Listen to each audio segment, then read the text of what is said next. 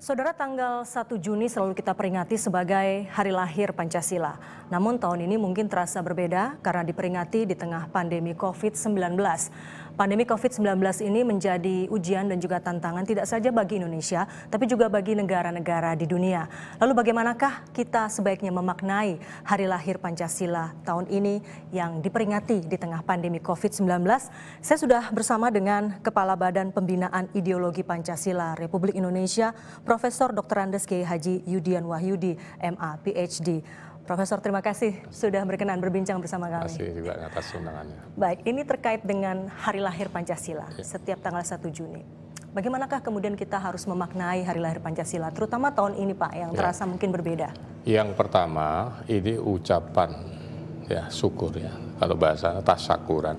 Kita bersyukur kita oleh Tuhan yang Maha Kuasa, yang Maha Esa, diberi ideologi pemersatu dan pembebas di tengah-tengah kecamuk Perang Dunia Kedua. Ya, bayangkan tanggal 1 Juni itu kan ketika itu ya 1945 itu kan masih jauh dari kemerdekaan. Ya. Hari itu sedang terjadi perang dunia di tanah kita, yang menjadi Indonesia nantinya itu kalau hitungan saya 430 tahun. Sejak jatuhnya Malaka 1511. Ya. Nah, harapan hari itu tidak akan pernah terbayangkan kita yang menjadi ajang perang dunia dengan pengalaman pertama terbesar terdahsyat dalam sejarah. Dua kekuatan besar menggunakan teknologi militer terlengkap, termasif, tercanggih, baik angkatan udaranya, laut maupun darat. Kita tidak punya apa-apa, tapi Tuhan memberi kita sebuah alat yang namanya Pancasila. Jadi Pancasila ini satu, mempersatukan ideologi yang dulu bertarung di Indonesia untuk saling mengalahkan, dirubah menjadi pembebas. Jadi pemersatu kemudian pembebas. Nah, dari situ nanti kita ini harusnya lumat. Dulu lawan Belanda yang bedilnya sedikit aja kita tidak bisa apa-apa. Ya, Pak. Ini di tengah hujan, bom, segala macam.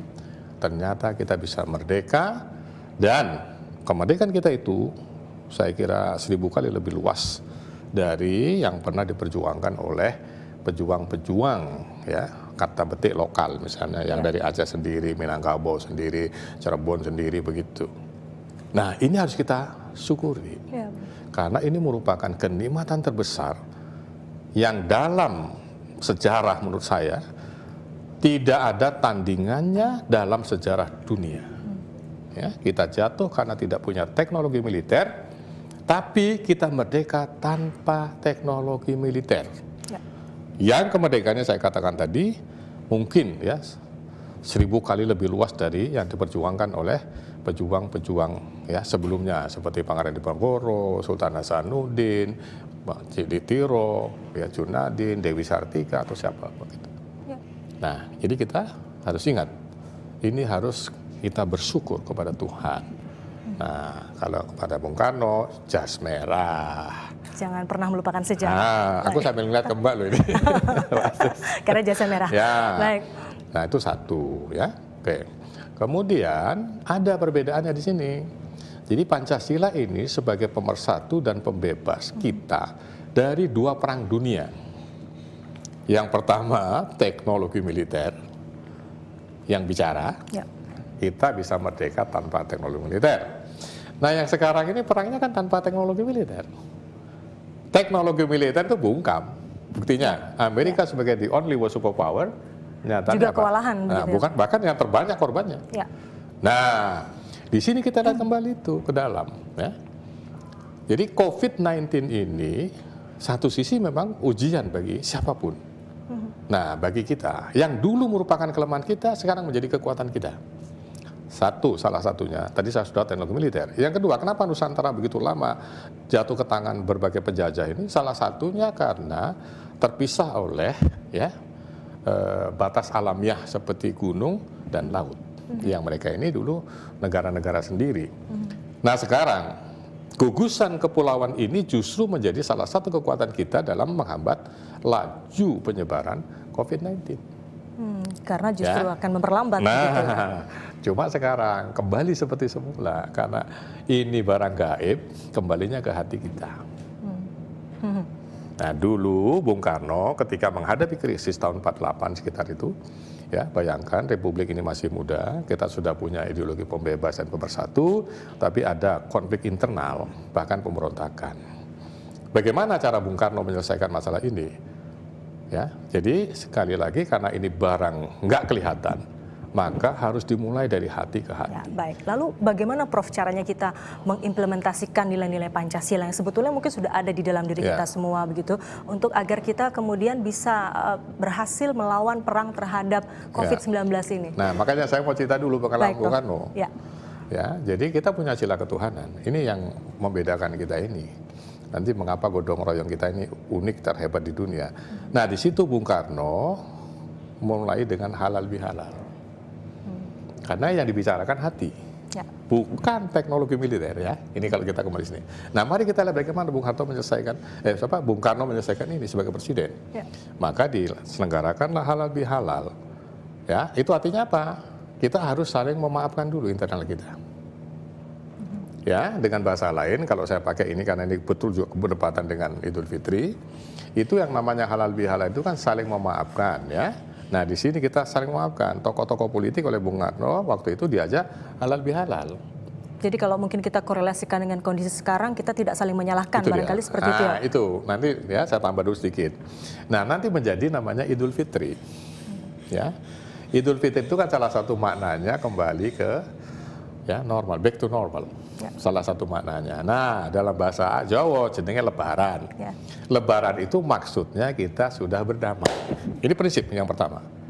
Ini berarti persatuan Indonesia yang berangkat dari kemanusiaan yang beradab dan berangkat dari ketuhanan. Ini. Ya. Nah, sekarang bagaimana kita menghadapi ini? Ya kembali ke sini lagi. Jadi kata kuncinya apa? Kalau bahasa Bung Karno ya gotong royong. Tapi gotong royong itu tidak ada artinya kalau kita tidak berdamai dengan hati kita sendiri dulu. Ya. Jadi saya melihat salah satu kehebatan, kalau bahasanya hikmah ya, hikmah dari COVID-19 ini apa? Kita justru bersatu. Lihat ya, masyarakat itu menyumbangkan berbagai anunya yang menyumbangkan yang saya maksud gotong royong ini. Ada yang menyumbangkan masker, ada yang uang, ada dan sebagainya. Nah, sekarang mari kita tinggal kembali ke situ. Itu ya kembali ke fitrah, karena kita akan memasuki new normal life, itu tanda petik terjemahan langsung dari kata Idul Fitri di sini. Prof, sebelum kita masuk ke new normal life atau tatanan kehidupan baru gitu, tadi kan disebutkan sebetulnya kita sudah punya nilai-nilai Pancasila yang mempersatukan, termasuk juga ada gotong royong di dalamnya. Tapi di satu sisi kita dihadapkan pada beberapa situasi, misalnya saat ini tengah PSBB atau tapi kemudian ada pembatasan, tapi kemudian kita juga melihat ada masyarakat yang mungkin tetap beraktivitas. Meskipun bukan dalam 11 sektor itu begitu. Lalu bagaimana kita seharusnya memberikan kesadaran kepada masyarakat agar tidak mungkin mementingkan kepentingan bersama. Nah, itu tadi karena Anda mengatakan tadi itu perlunya halal bihalal tadi. Nah, dalam bahasa lain ya, dalam bahasa Jawa yang sebenarnya bahasa Arab, guyub rukun. Jadi guyub itu saya ulang, ini superlatif dari bahasa gaib ya. Artinya marilah kita menundukkan ego kita masing-masing. Itu arti guyub itu. Rukun itu kembali ke prinsip atau pondasi. Maksudnya apa? Marilah kita sepakat lebih dulu menundukkan ego kita sampai pada level objektif. Bahwa hari ini ada krisis, kita harus sepakat, kita harus mengambil langkah bersama. Nah, namanya rukun atau pondasi. Itu apa? Kita harus tetap tunduk pada protokol medis. Baik, idealnya mungkin memang seperti itu. Tapi menurut Bapak apa kendala atau hambatan yang masih dirasakan oleh kita semua, terutama masyarakat dan juga mungkin pemerintah? Salah satunya begini, pertama, yang paling pertama sekali, ini kasus pertama di dunia. Ya, apapun yang permulaan pasti sulit. Itu satu, makanya kita lihat Amerika saja kedodoran. Tapi kalau kita bandingkan dulu Amerika dengan Indonesia, kita lebih hebat kok. Ya, jangan salah loh.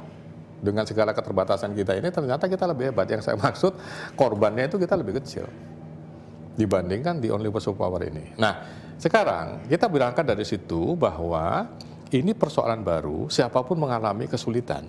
Maka salah satu problem kita itu adalah ya ketidakseragaman dalam mengambil langkah. Jadi di pemerintah itu ada yang gamang. Prof, pandemi COVID-19 ini tidak saja berdampak terhadap masalah kesehatan, tapi juga di bidang ekonomi.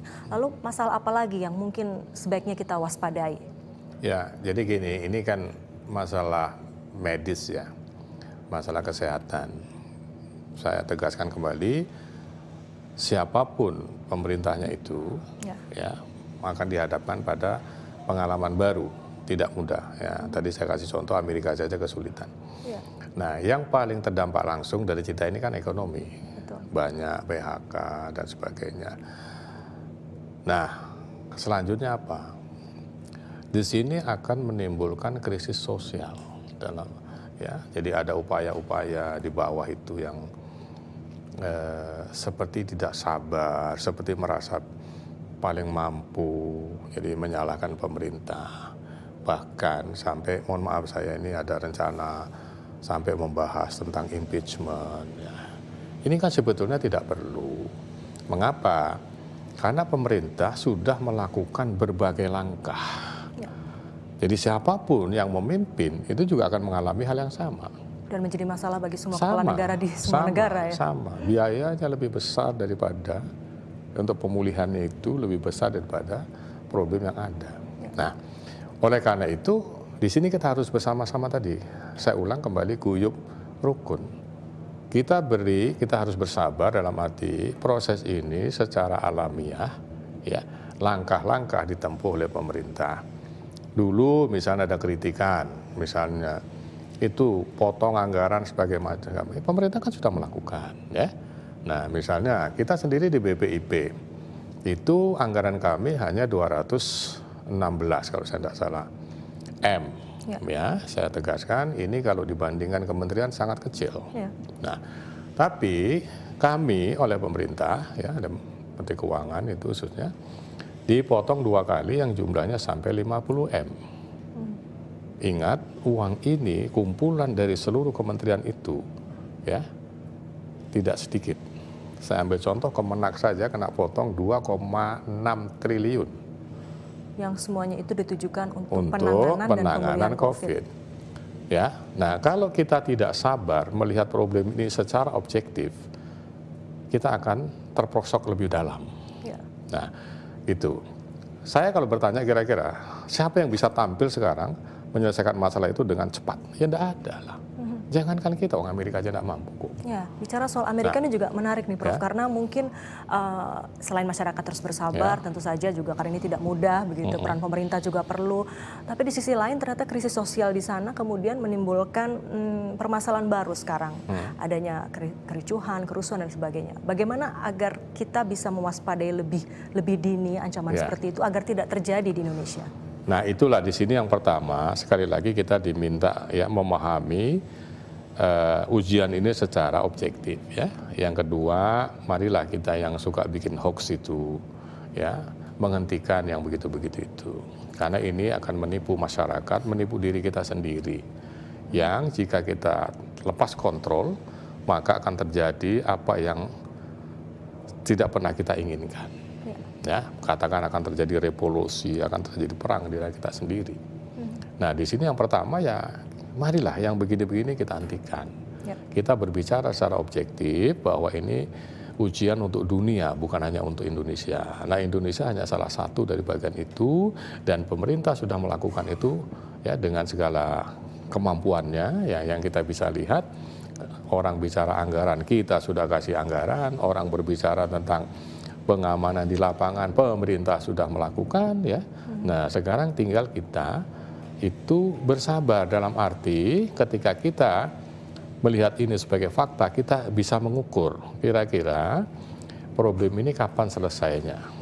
Nah, disitulah kita menyiapkan diri kita masing-masing ya dengan menaati katakanlah kebijakan pemerintah, memegangi protokol medis sehingga aktivitas kita ini bisa tercapai dalam batas minimal kebutuhan kita. Karena situasinya situasi tidak ideal.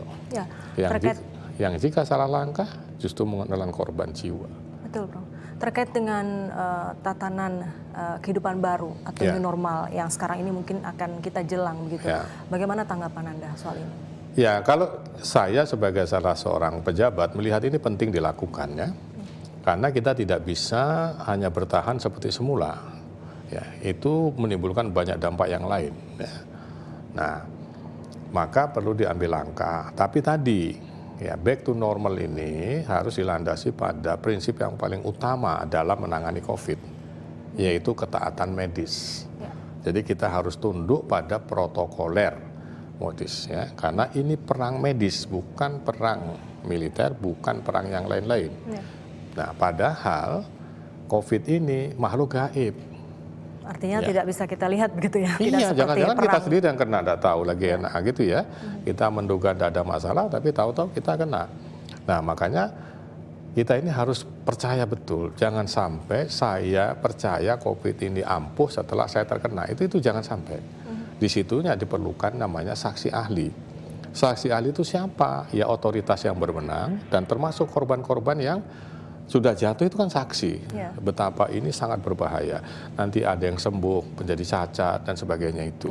Nah, jadi masyarakat harus melihat bahwa back to normal ini dengan batasan yang sangat ketat. Yang saya katakan tadi, dari daerah ke daerah tidak harus selalu sama. Jadi jangan pernah menuntut kesamaan karena alasan hak asasi, karena alasan konstitusi misalnya ya. Tapi kita harus melihat ini situasi darurat. Nah, situasi darurat itu selalu beda, tidak selalu sama. Nah, oleh karena itu, kesediaan menerima ini, menerapkan terutama bagi pemerintah di satu sisi, dan masyarakat untuk menerima itu, kata kuncinya di situ. Kembali ke tadi kalau bahasa saya itu, ke guyub rukun ini menyangkut soal kedisiplinan diri masing-masing orang. Nah, tentu saja yang paling pertama, pemerintah harus memberikan teladan agar nanti masyarakat bisa memahami bahwa pemerintah ini konsisten. Prof, terkait dengan nilai-nilai Pancasila kembali, tadi sudah disebutkan ada nilai persatuan, gotong royong dan sebagainya. Dari sila ke-1 sampai ke-5, mana lagi yang seharusnya saat ini kita perdalam kembali? Mungkin ada sila ke-5 dan ke-4. Ya, itu jelas ya, yang ke-5 ini sudah sangat mendapat perhatian kita, sila ke-3 sudah. Tapi sekali lagi saya melihat, perlunya kita melihat kembali sila pertama ya. Bahwa Pancasila itu anugerah Tuhan.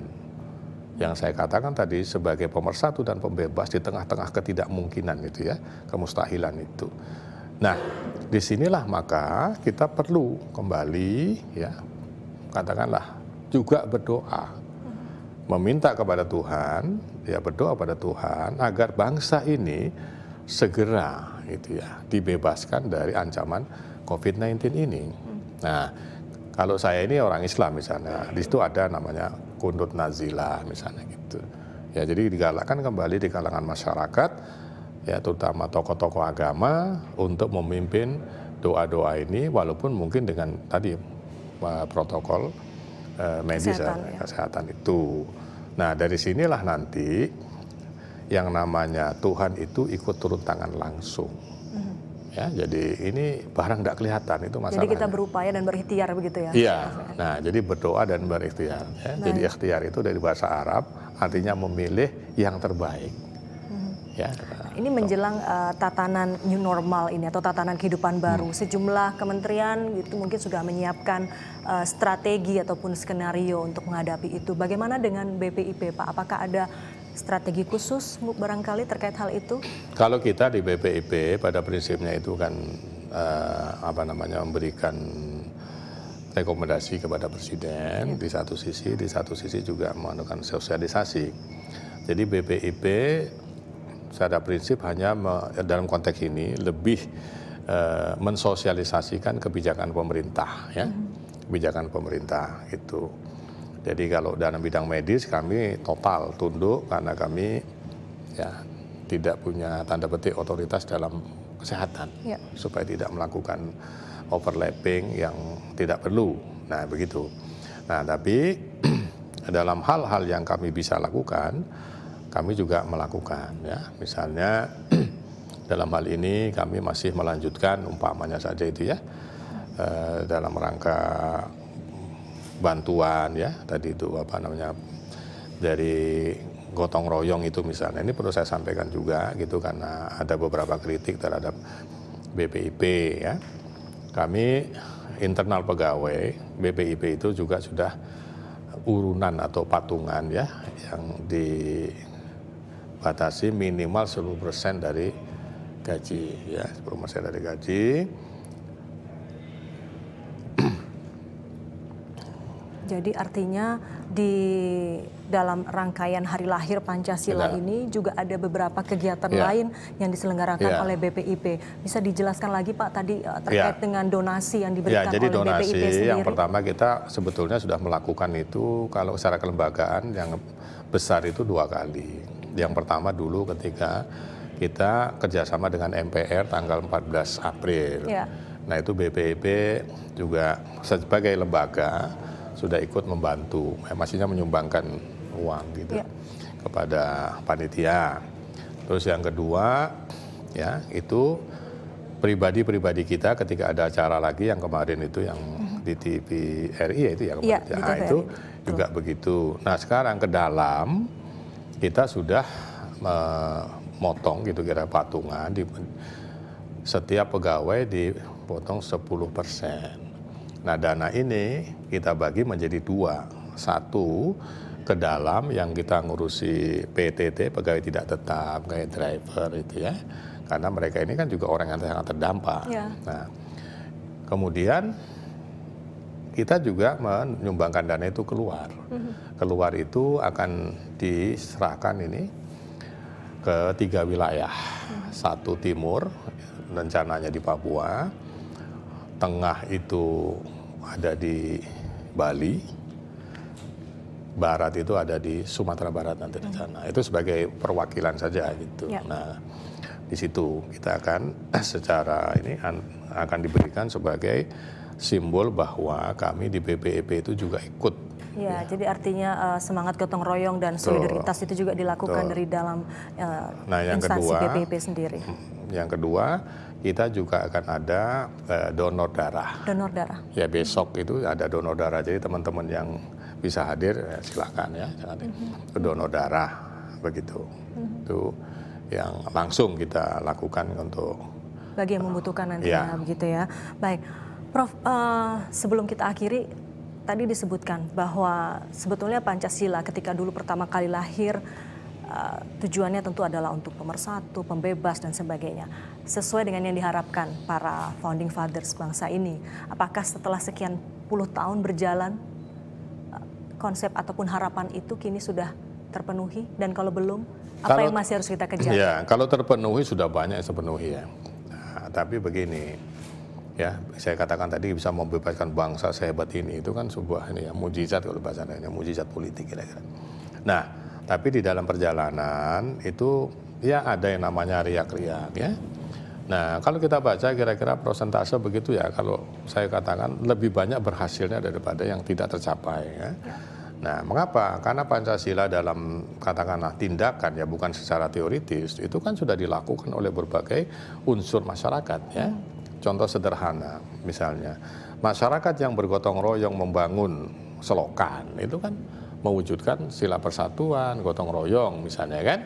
Nah, masyarakat yang misalnya mengantarkan mayit misalnya itu kan juga bukti gotong royong yang itu berangkat dari ketuhanan dan manusia yang beradab misalnya. Nah, pemain apa yang namanya, yang orang-orang yang punya minat dan bakat dalam berbagai bidang ini kan juga melaksanakan Pancasila dalam batas kemampuan dan keahlian mereka masing-masing. Jadi secara garis besar sebetulnya kalau boleh saya katakan persentase itu ya, keberhasilan Pancasila sebagai pemersatu dan pembebas ini kira-kira sampai 95%. Nah ada 1-2 hal yang kita memang belum bisa. Nah salah satunya ya hari ini menyelesaikan COVID dengan cepat dan aman. Mengapa tidak bisa? Ya tadi saya katakan karena ini problem baru. Baik. Ya. Lalu bagaimana untuk kembali menumbuhkan nilai-nilai Pancasila terutama kepada para generasi muda? Ini kan sedang learning from home begitu ya, jadi mungkin ada hambatan tidak bisa menyampaikan secara langsung, sosialisasi juga mungkin barangkali berkurang. Bagaimana cara yang akan dilakukan? Nanti salah satunya adalah dengan lomba-lomba ya. Ini ada lomba video pendek untuk generasi muda, misalnya lomba yang diselenggarakan oleh BPIP. Iya, ada BPIP dan juga BPIP sendiri. Secara khusus BPPRC juga bekerja sama. Jadi ada beberapa, salah satunya lomba video-video pendek tentang ketokohan. Nah, gitu. Yang kedua, kita juga memberikan ikon Pancasila kepada generasi muda khususnya yang sudah menyumbangkan tenaga dan pikirannya dalam rangka Pancasila ini, khususnya dalam rangka bergotong royong menghadapi COVID ini. Nah, dari situ kita membutuhkan seniman, membutuhkan budayawan untuk mengatakan bahwa Pancasila ini tidak eksklusif milik sekelompok orang, tapi ini milik bersama yang setiap orang dianjurkan untuk menyumbangkan prestasi terbaiknya. Baik, gitu. Terakhir Prof, di hari lahir Pancasila ini, pesan apa yang ingin disampaikan kepada kita semua masyarakat Indonesia? Ya, kalau saya kembali lagi, kita ini harus bersyukur diberi ideologi pemersatu dan pembebas. Ya, oleh karena itu cara bersyukurnya gimana? Mudahnya begini aja, mengoptimalkan potensi positifnya. Nah, apa itu? Ya monggo, mungkin Anda ahli sepak bola, silakan melalui sepak bola. Apapun yang bisa dilakukan gitu ya, secara positif. Nah, satu hal yang paling penting di belakang, kita tidak boleh berpecah belah. Sebab kalau itu terjadi, kita akan runtuh sebagai bangsa. Baik, Profesor Yudian Wahyudi, Kepala Badan Pembinaan Ideologi Pancasila Republik Indonesia. Terima kasih sudah berbincang bersama kami. Semoga hari lahir Pancasila ini menjadi momentum bagi kita bersama untuk kembali menumbuhkan dan memperdalam nilai-nilai Pancasila dalam diri kita masing-masing. Demikian saudara perbincangan kami bersama dengan Kepala BPIP Republik Indonesia, Bapak Yudian Wahyudi. Sampai jumpa.